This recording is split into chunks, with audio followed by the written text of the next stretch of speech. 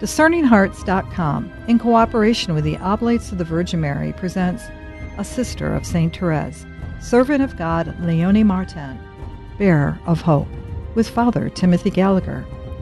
Father Gallagher is a member of the Oblates of the Virgin Mary, a religious community dedicated to retreats and spiritual direction according to the spiritual exercises of St. Ignatius of Loyola. He is featured on several series found on the Eternal Word television network. He's also the author of numerous books on the spiritual teachings of St. Ignatius of Loyola and the Venerable Bruno Lanteri, founder of the Oblates of the Virgin Mary, as well as other works focused on aspects of the spiritual life. A Sister of St. Thérèse, Servant of God Léonie Martin, Bearer of Hope, with Father Timothy Gallagher. I'm your host, Kris McGregor. Welcome, Father Gallagher. Thank you, Kris. We are about to explore the life of an extraordinary person who, like her now famous sister, was really quite hidden for so long. Let's talk about Léonie Martin. Well, Thérèse is obviously the Saint Thérèse of the Child Jesus, and now her canonized parents, Louis and Zélie Martin, are obviously the best known. Even within the siblings, there were 9 children, 4 of whom died in very early age, as was unfortunately fairly common in those days. Infant mortality was relatively high. But there were 5 sisters, all of whom survived. Thérèse obviously is the best known. And then the 3 who were with her in the Carmel in Lisieux, that would be her oldest, Pauline, and then the oldest, Marie, and Céline. And the one who tends to have been forgotten the most over the years was Léonie. And a lot of people probably just wouldn't recognize the name at all, wouldn't know who she is. But in 2015, her cause of canonization was introduced. And she is now the servant of God, Léonie Martin. And so there's a whole new awakening of interest, this hitherto forgotten sister. And she's the one that we're going to focus on in these conversations that we'll be having. Who was she? Why has her cause of canonization been begun? What's special about her? What were her struggles? What happened over the course of her life? And I will say, Kris, it's been quite some time now that I've been reading pretty much everything that you can read on her. She draws you. And I think we'll see that as we go through it. And she has a very, I think, important story because she was the forgotten one. She was the one who was in the last place. She was the one who was less gifted than the others. Today we would call her a problem child, and we'll see that she certainly was that. A source of great anxiety to her mother, to her parents both.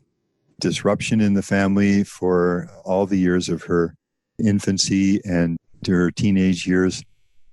And then the story took the turn that it did.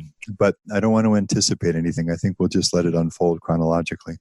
That, I think, is something that has really spoken to my heart about her as well. I didn't know very much about her until I heard her described by her mother. And as a mother myself with kids, there's something about how she spoke about this particular child that really touched my heart. I am so grateful that we're going to explore this as well. Again, I would like it just to unfold. I kind of know the end story as far as her life goes, but I think for the listener, my hope is that, like me, as you learn more and more about her, there's something that is so compelling and poignant. I'm so grateful that you're doing this. Mm-hmm.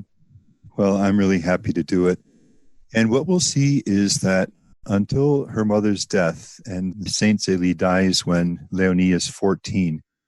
So for the first 14 years of Léonie's life, this is equally the story of mother and daughter. And we will see Léonie almost exclusively through the eyes of her mother. Her mother lived incredibly packed days. As the years went by and the family grew, eventually she had 9 children, 4 of whom, as I mentioned, died early, but this was a large family. She also had a thriving lace-making business, which eventually became the support for the family. her business grew so much and she was so overwhelmed between caring for her children and managing the business. And sometimes she would have about 30 women working for her on this. That, as he did so often in his life, her husband, Louis, renounced his own watchmaking and jewelry business, in which he was doing well, to work full-time to support his wife. He was the one who sort of managed the business. He would make the business trips, contact the vendors and suppliers and so forth for her. And notwithstanding these packed days, she still wrote a large number of letters. 218 of them have been preserved, and they're published in English translation in a book called Call to a Deeper Love, the Family Correspondence of the Parents of Saint Thérèse of the Child Jesus, which is a wonderful book. Her husband's letters, Louis' letters, are also in there, but he didn't write very often. He left most of that to his wife. So we'll see Léonie through these letters for the first 14 years of her life. When we did a series of podcasts on Saint Thérèse, we also focused on the letters. Did that because they are an extremely rich source. St. John Henry Newman says at some point in his writings that in his mind, the best way to get to know a person, even more than a biography, is through reading the person's letters. And I've always thought that he's right, because you get the person without any mediation. You get the person directly. So we opted to look at the letters of Thérèse because they are so rich and because they're also probably the least known of her writings. In this case, we had other choices. You could look at Thérèse through her own autobiography, through the abundance of the various witnesses to her, through the cause of canonization, and so forth. With Léonie, things are different. Really, the only essential way to get a hold of Léonie and to follow her life is through letters, because she never wrote very much, very, very little, just a few personal notes from retreats and things like that, outside of the letters. So we have these letters of Zélie, which will take us through the first 14 years of Léonie's life. And then we have Léonie's own letters. We have 342 letters of Léonie conserved, most of them written after she eventually entered religious life.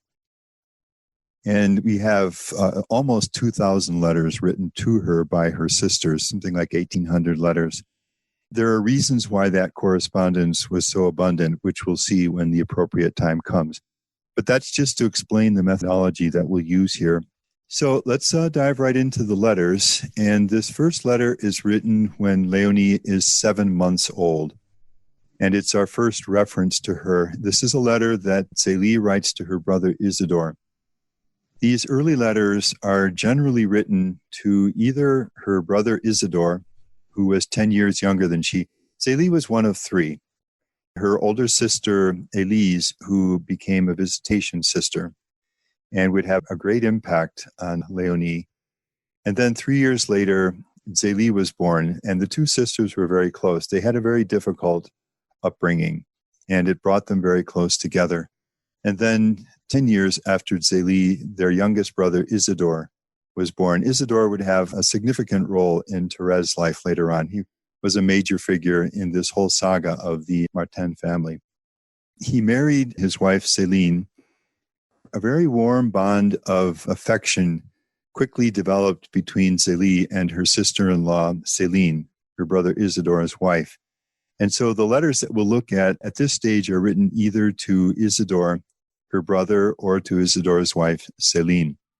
And in this particular case, Zélie is writing to Isidore, and this is the first reference to Léonie, who is 7 months old. Little Léonie is not coming along very well. However, she's not sick. So that's our first reference, and the first reference indicates that Léonie had struggles of health from the very beginning. Apparently, Zélie's pregnancy, with Léonie, which was her third pregnancy, so at this point, her oldest daughter, Marie, and Pauline were born and are healthy and doing well. But the third pregnancy was accompanied by some kind of physical struggles. I haven't been able to find the details in any of the writing. This is another difference between Thérèse and Léonie. In Thérèse, everything has been studied, and books never cease to come out about her. Whereas with Léonie, it's only 5 years since her cause of canonization was introduced. There still is a lot more study and work to do with regard to Léonie. So there'll be some points in which we'll wish we knew more, but all we can do is what we have. We have an awful lot, as we'll see, primarily through the letters. But the first 16 months or so of Léonie's life, she vacillated between life and death for reasons of health. So the very beginning was not easy for Léonie. I wonder, I'm not a doctor, and so I don't want to pretend to do more than just wonder, whether some of this may not have been related to whatever the physical issues Zélie went through during her pregnancy might have been, but the beginning was difficult. All right, this is 2 months later, so Léonie is now 9 months old. Little Léonie is over 9 months old, and she can barely hold herself up on her legs, as Marie was doing at 3 months old. So again, we get a very early indication that Léonie is developing much more slowly than her two older sisters. This poor child is so weak. She has a kind of chronic whooping cough. In fact, she would struggle with this throughout the entirety of her life. And this was before antibiotics and vaccines, and a lot of young children died of this. So her mother is understandably worried about this. But she would deal with things like whooping cough and related sorts of things at various points throughout all of her life. All right, so she has a kind of chronic whooping cough, fortunately not as strong as the attack Pauline had, or she wouldn't be able to survive it. And God only gives us what we can endure. So these are our first indications, and what we're getting from Zélie is worry, is concern. Her child is just not doing well in her first year. This next letter is 2 months later. Léonie is now 11 months old. Little Léonie is not doing well. She doesn't seem to want to walk, and it took her a lot longer to begin to walk than the rest of the children. She's by no means big and fat. However, she's not sick. She's just very frail and small. She just got over the measles, which also could have been deadly at that time because, again, we are before vaccines. She just got over the measles and was very sick. She had very strong convulsions. Again, you get the same thread of worry and concern from her mother. If you read Zélie's letters, you'll see her delight, for example, in Marie or Pauline or later Céline and Thérèse, just as a mother would do in seeing them do well and the charming things that they do. You don't get that as she's writing about Léonie. You know, some of the commentators mention that we tend to think of the Martin family, Thérèse family, as a kind of ideal family in which everything was just wonderful and everyone was happy and all things went well. As we go through these letters, we'll see that that was not at all the case. They knew and profoundly the struggles and suffering that every family knows, which in a way, I think is its own gift, because this is a family to which we can all relate. They were not exempt from the same struggles that we all know. All right, the next reference to Léonie is about a year later, a little less. Léonie is now 1 year and 9 months old, and Zélie is writing to her brother Isidore. And she says, now let's speak of something else. For the last 2 months, my little Léonie has had a kind of purulent eczema on her entire body, and the illness is getting worse every day. I'm very upset. And she goes on. And this eczema, and it was not just a simple or light case of eczema, purulent. I'm going to read a description of what purulent eczema is. And she would deal with this throughout the entirety of her life. Purulent eczema is a chronic disease of the skin characterized by rashes, swelling, itching and dryness, crusting, flaking, and blistering with an oozing of pus and blood. Already now, not even 2 years old, Léonie is struggling with this, and it covers the entirety of her body. As it would whenever she would get into situations of stress or worry, this would tend to return. She uses the word at one point, an enraged eczema, just the inflammation and the itching, which was a terrible struggle. You know, in the course of reading through her letters and all of this, at one point, I developed a localized skin issue, and it made me just think, what would it be like to have this on the whole of your body and to know that this could return? at any point in your life. And so she would deal with this. But again, you can see the same thread holds. As each letter follows the preceding, we just get an unfolding of worry and concern. And at this case, it's all about the physical struggles that Léonie would have and the slowness of her development. I'm very upset, and the doctor doesn't know how to treat it. If ever any mothers are listening who find themselves worrying about their children, then Zélie is the saint, because there is so much worry and concern as she watches the growth and struggles of her children. Later, the business and her own health and all that she deals with. The doctor doesn't know how to treat it. He told me to give her some anti-scorbutic syrup, which I did, but the ravages of the illness didn't lessen. It seems that these kinds of illnesses are almost incurable. Please give me your advice and tell me what I should do, because her brother Isidore had studied to be a doctor, later left those studies and completed his training as a pharmacist. And so that was his lifelong profession. His father-in-law had a pharmacy in Lisieux, and he wound up taking over that pharmacy, marrying, of course, his father-in-law's daughter. That's actually how the whole Martin family eventually winds up in Lisieux, because of the pharmacy that Isidore took over. So we'll see in these letters that Zélie will often ask her brother for advice on how to handle one kind of physical condition or another. You wouldn't believe how much I suffer seeing my poor little daughter in this state. She's a real mother. I've just written to our sister Élise. Now, Élise is the other that I mentioned. She's the oldest. Élise entered, as I mentioned, the visitation order, was in the convent at Le Mans in France.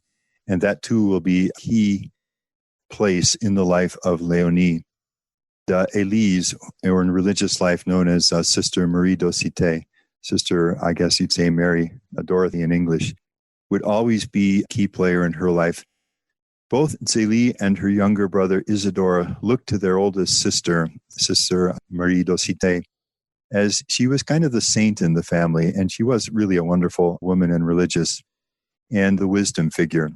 And you see in the correspondence that they write to her asking her advice, and her letters to them are very much the letters of an older sister, trying to assist their younger sister and brother. So Zélie tells Isidore, I've just written to our sister Élise, asking that she say a novena for her. And this turned out to be a key thing, because her sister does make this novena to, at that time, Blessed Margaret Mary Alacoque, now Saint Margaret Mary Alacoque, who was of the Visitation. At that point, that's when the 16 months of life and death struggles end, and Léonie begins to do better physically. And Léonie would be forever grateful to Élise for that.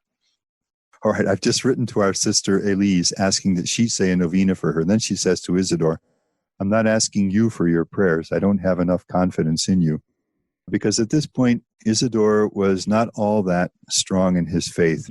Later, he would become a very devout and deeply dedicated Catholic. All right, the next letter is just a few months later, and Léonie is now 2 years old. Zélie is writing to Isidore. Léonie is very cute and rather strong. So this is the first more hopeful, positive note that we get. It's an absolute fact that she's never been sick since my sister made the novena to Blessed Margaret Mary, who was beatified in September. One of the commentators, actually several of them, writing about the story of Léonie, speak of it as the victory of a family. And it really is very much. Without the love and support and faith and the constant encouragement of her family, Léonie's life would have been very different. And this is the first instance that we see of this. Of course, she has a loving and anxious mother who just wants the best for her and suffers to see her struggling. But the prayers of her aunt signalize the first turn for the better in her life. And that is really, she could have easily died, as we've seen 4 others did early on, but she does survive. And she would live to be 78, actually, Léonie. Absolute fact that she's never been sick since my sister made the novena to Blessed Margaret Mary, who was just beatified. When Madame D, sometimes in the letters, before they allowed them to be published, they would remove some names. In this case, they've just put the initial D. When Madame D came, she was in a pathetic state and had been since her birth. She had continual heart palpitations and an inflammation of the intestines that started when she was born. This was another thing she would deal with throughout all her life. Enteritis, they'll call it sometimes, inflammation of the intestines. In short, I saw her hover between life and death for 16 months. I remember that during that time, I wanted to stand her up on her feet, and I was unable to do it successfully. Immediately after the novena, she could run like a little rabbit. She's incredibly agile. The next reference to Léonie is 4 years later. So Léonie is now 6 years old, which in itself is interesting because for example, Thérèse is born or Céline, you'll get constant references to them. And just an interesting fact that many years go by, at least in the conserved letters, there's no reference to Léonie. And Zélie is now writing to her sister-in-law, Céline. My children speak to me often of your little Jean. So Céline had 3 children. Her sister-in-law had 3 children. Her oldest daughter, Jean, who eventually married. Then the second, Marie, who also became a Carmelite and lived with the other 4 Martin sisters in the Carmel in Lisieux. And then she had one son who died at birth.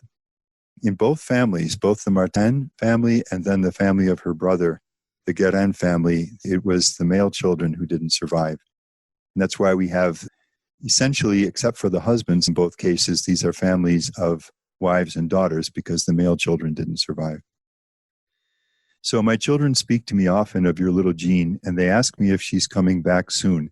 So periodically there would be visits between Alençon, where the Martin family lived, and Lisieux, where the Guérin family lived. If she's coming back soon, Léonie calls her the little boy Jean. We're having a hard time making her understand that Jean is a little girl and not a boy.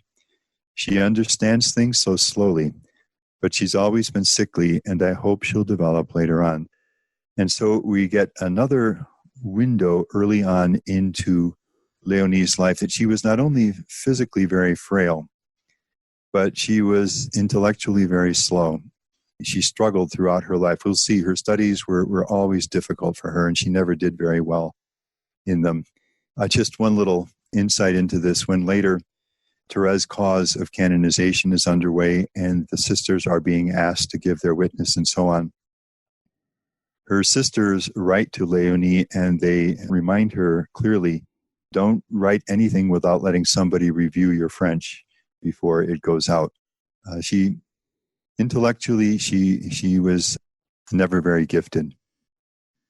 A year later, Zélie writing to Isidore, Léonie is now 7 years old.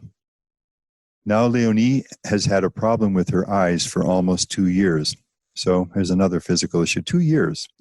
So that's from age 5 to 7, an issue with her eyes. If you know a remedy for this, please let me know. God willing, it will be more effective than those I've tried so far. This poor child, and this is the word that Zélie will use to describe Léonie, la pauvre Léonie, my poor Léonie. This poor child concerns me because she has an undisciplined character and a limited ability to understand. So the picture keeps amplifying. It's not only physical issues and not only intellectual limitations, but now we have a reference to an undisciplined character. She's emotionally difficult. She's hard to control. There are emotional struggles in this young girl's life. The next letter takes us now to Léonie at 8 years of age. And now something else comes in. This is the year 1871, which is the year of the Franco-Prussian War, when the Germans invade and defeat France. And the repercussions are very real in this small city of Alençon. There's a bombardment. The family has to take refuge in the cellar. When the city is defeated, 25,000 Prussian troops march through the city and they watch this. And then they are obliged, as many others in the city of Alençon, to house, in their case, they are assigned 9 of these German soldiers who take over the first floor of the house. During the bombardment, the family takes refuge in the cellar. And during the time that the soldiers are here in the house, Léonie takes refuge in the cellar, and we have her described just sitting on a stool, living down there to avoid having to deal with these German soldiers and the danger and the upset of the family. Léonie would go through 3 wars in her life. This was the first one when she is just 8 years old. Now you can imagine what this can mean for a young girl whose life is already so unstable and so difficult in so many ways, now to have the additional suffering of going through a time, not only a war, but a defeat, and one that touches her own family home, actually enters right into the family home with all the fear. How are these soldiers going to treat the family? Just what's going to happen? In fact, if you read Zélie's letters, she resolves to treat the soldiers well, with politeness and with courtesy. And so there were no major struggles of any kind. But you can see this 8-year-old girl afraid, day after day, sitting on a stool in the cellar. What's the emotional impact of this going to be? This is a young girl in whose life there's no stability. Everything is changing. Nothing seems to go well. And through all of it, physical frailties, emotional struggles, and struggles with any kind of learning. Zélie writes, she's writing to her sister-in-law, "I'm not sure if you know that the Prussians have been in our home since Monday morning at 7 o'clock. They marched in front of our house until 1 o'clock in the afternoon. There were 25,000 of them. I can't describe our anxieties. Monday, around 3 o'clock, all the doors were marked with the number of enemy soldiers to be housed. A big sergeant came to ask us to inspect the house. I took him up to the first floor while telling him we have 4 children. Fortunately for us, so at this point, the next child, Helene, has been born. Fortunately for us, he didn't try to go up to the second floor. Finally, they made us take 9 in all." And then she says later in the life, "The town is in desolation. Everyone is crying except me. A projectile smashed a storefront very close to us. We had to go down into the cellar." So that's said rather briefly, but we can just imagine the impact emotionally of this on Léonie. All right, still when Léonie is 8 years old, this is Zélie writing to her sister-in-law, Céline. Now, we have the first attempt to try to do something a little more formal with regard to Léonie's studies. They've already had her go to a school in Alençon, where the oldest 2 girls went. For the first time, she attempts to enter an educational institution, and it goes badly. She has to return home. And Zélie's great hope is that her older sister, Élise, Sister Marie d'Aucité, in the Visitation Convent at Le Mans, where they have a boarding school. Her sister teaches in this boarding school, and where the oldest 2 girls do go, and that's where they get their education as boarders. So they would spend the academic year there, return at Christmas and Easter for vacations at home, and then spend the summers at home. And this is where Marie and Pauline got their education. And the third daughter now is Léonie, and Zélie, with great confidence in her older sister Élise, and knowing that Léonie will still, in a very real sense, be in the family there with her aunt and the 2 older sisters, has great hope that Léonie can go to this boarding school and that this will make the difference in her life.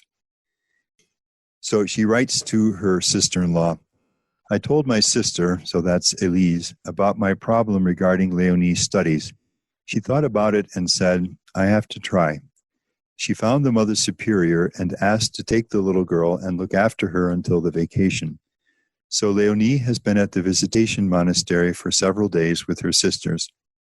She was delighted to go. I hope they'll be able to keep her." She's not sure of this because the child is so unruly and so poor in her studies. "Since I know that she's in such good hands, on my side, I see myself so calm, it seems to me like I'm in heaven." So from the endless battles and struggles with Léonie at home and her undisciplined character and the shouting and the struggles and the health problems, for her as a mother to know that her daughter is in the best possible hands and not at home just brings a kind of peace that is sort of like a dream for her. And she hopes that this will go well. We can probably already guess that things are going to go a little differently. Father Gallagher, could I ask a question at this point? Sure. As I'm listening to you, and I'm sure there will be many parents out there and people and family members who are going to be able to relate in some ways to what they're hearing. Again, it would be very bold of me to make a statement or a diagnosis, as it were, because I don't have the background except for being the parent of 2 children in the autism spectrum. And what you've described up to this point, even as you said, when she had smallpox and she had convulsions, and that would connotate a high fever and a number of other things that can affect the body and the mind and everything else. What I'm hearing, especially with her struggles with education and being able to be taught, many children in the autism spectrum, for example, have those same type of struggles. Now there seems to be a greater awareness, and so many schools, municipalities, other things are trying to do things to help reach those children one-on-one.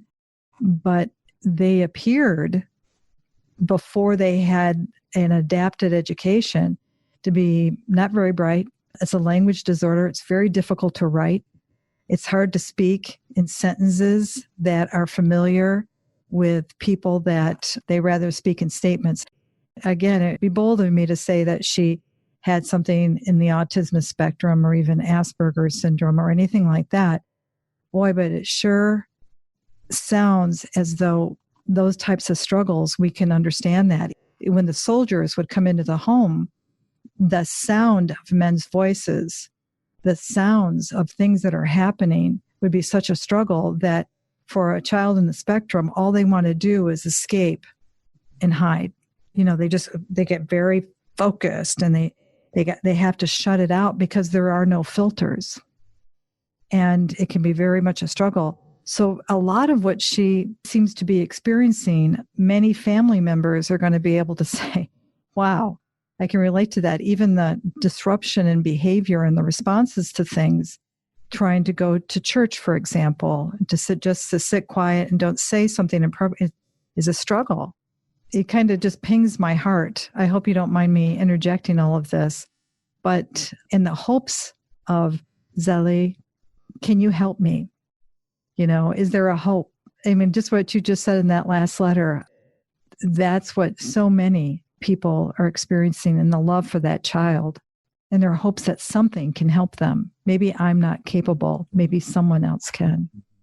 Well, as I mentioned earlier, there still is need for a lot more study and research and writing. I did my best to see if I could find anywhere any psychologist who had done an in-depth study on Léonie enough to attempt some kind of a diagnosis. I have been unable to find that. In various presentations on her, various things are suggested. And one of the commentators does suggest something along the lines of autism. Another one proposes that she might have been dyslexic, and that would not have been something that they would have caught at the time. And there'll be other factors that we'll see as the story unfolds.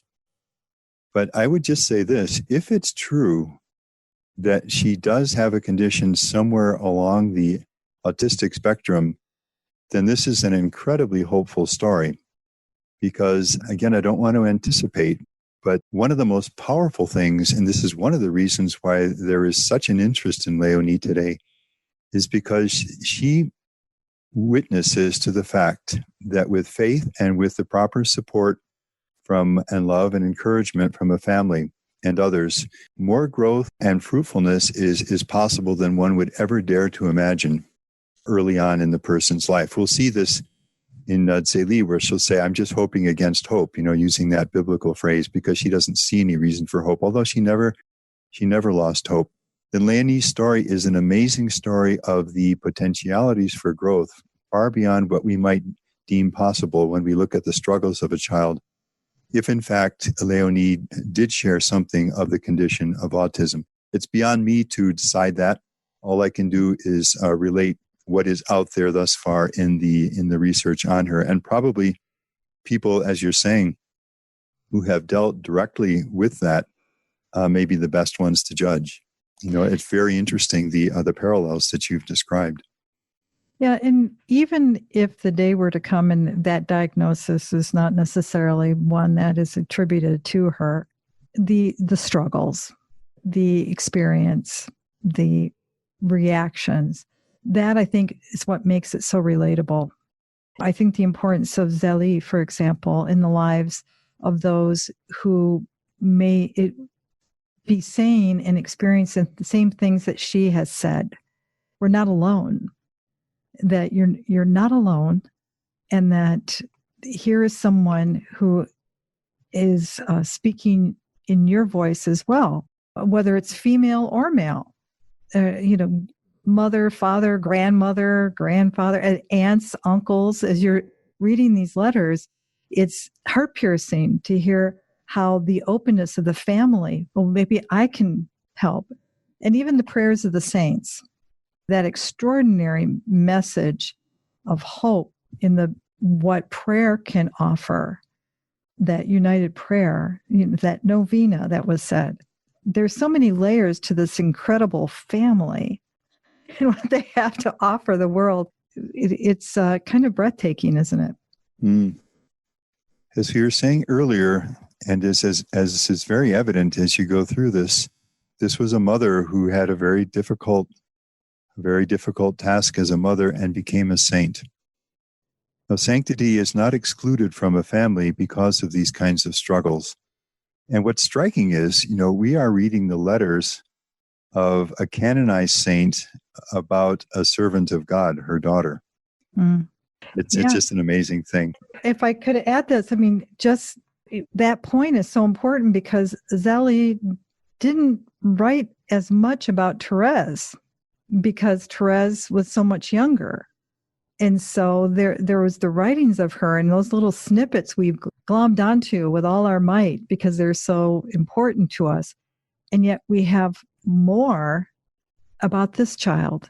And the fact that it's rising up in this time, their witness, I think it's truly a gift, truly a gift from God for those who are seeking that type of saintly relationship, can I say?